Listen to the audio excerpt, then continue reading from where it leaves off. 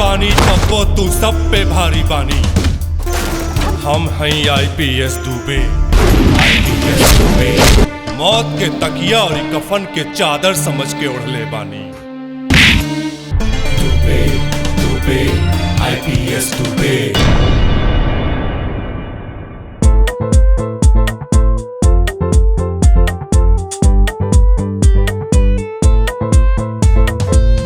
आपन इच्छा बतावा कैसन मौत मरे की चाहता है।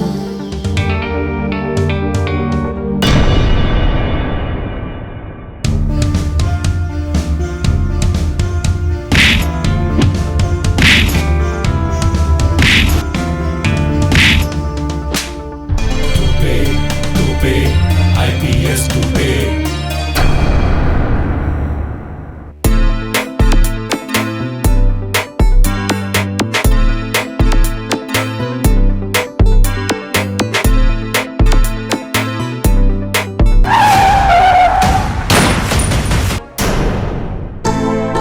मूत देवता चर जइबे, इलाका हब हमार ठिकाना। दुबे दुबे IPS दुबे। काम तो तुम लोगों को ही करना पड़ेगा। काम तो करना पड़ेगा। आ मोहब्बत एक से होखेला, हजारन से ना। हाय, मोहब्बत अगर तोहरा से होई तो हजारन के का होई।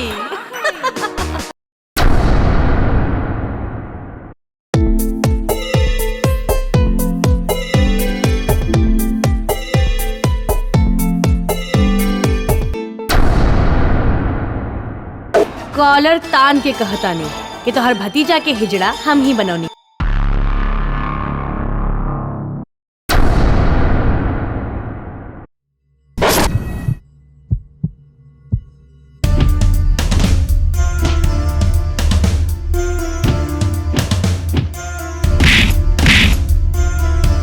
दुबे दुबे IPS दुबे। जब तू जिंदा के लाख न मिले में।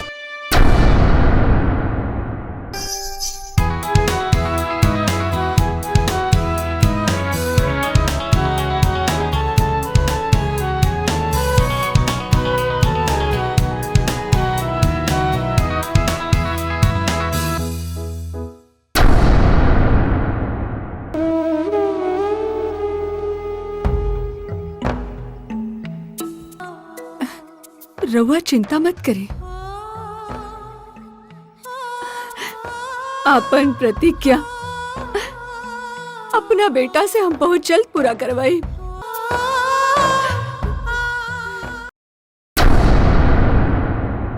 दुबे IPS दुबे।